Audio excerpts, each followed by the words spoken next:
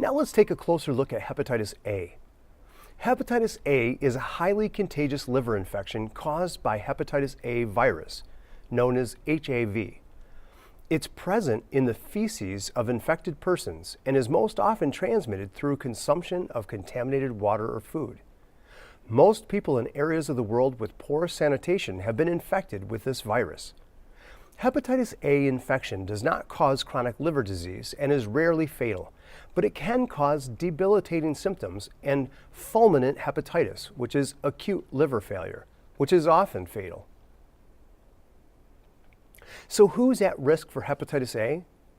Well, people who have direct contact with someone who has hepatitis A, travelers to countries where hepatitis A is common, men who have sexual contact with men, people who use drugs, both injection and non-injection, household members of caregivers of a recent adoptee from countries where hepatitis A is common, people with clotting factor disorders such as hemophilia, and people working with non-human primates. So how common is hepatitis A in the United States? Well, latest statistics in 2015 showed that there was an estimated 2,800 cases of hepatitis A in the U.S. alone, and hepatitis A rates have declined by more than 95% since the hepatitis A vaccine first became available in 1995. You might be asking yourself, well, how is it transmitted? Hepatitis A virus is transmitted primarily by the fecal-oral route, when an uninfected person ingests food or water that's been contaminated with the feces of an infected person. Now, food and water contamination can include even frozen and undercooked food. Hepatitis A virus can be transmitted at any point, growing, harvesting, processing, handling, and even after cooking food stuff. Areas where there are poor sanitary conditions or poor personal hygiene are also risks. And lastly, close personal contact with an infected person, such as through sex or caring for someone who is ill. Let's look at the incubation period of hepatitis A. The incubation period ranges between 15 and 50 days with an average of 28 days.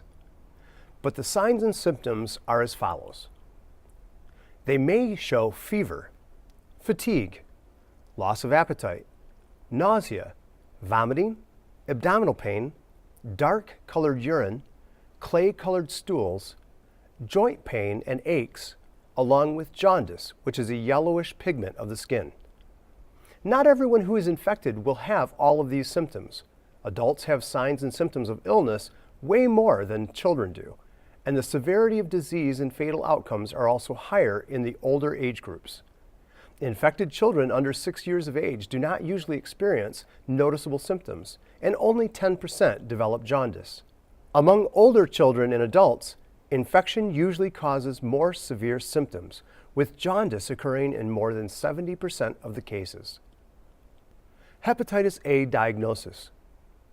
Cases of hepatitis A are not clinically distinguishable from other types of acute viral hepatitis.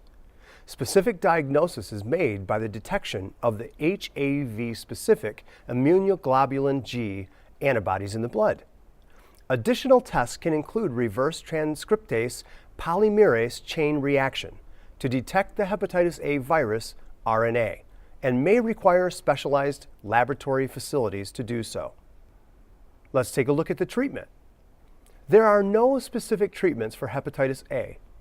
Recovery from symptoms following infection may be slow and may take several weeks or months. Therapy is aimed at maintaining comfort and adequate nutritional balance, including replacement of fluids that are lost from vomiting and diarrhea. Now let's look at hepatitis A prevention. The most effective ways to combat hepatitis A are through improved sanitation, food safety, and immunizations. The spread of hepatitis A can be reduced by adequate supplies of safe drinking water, proper disposal of sewage within communities, and personal hygiene practices, such as regular hand washing with safe water.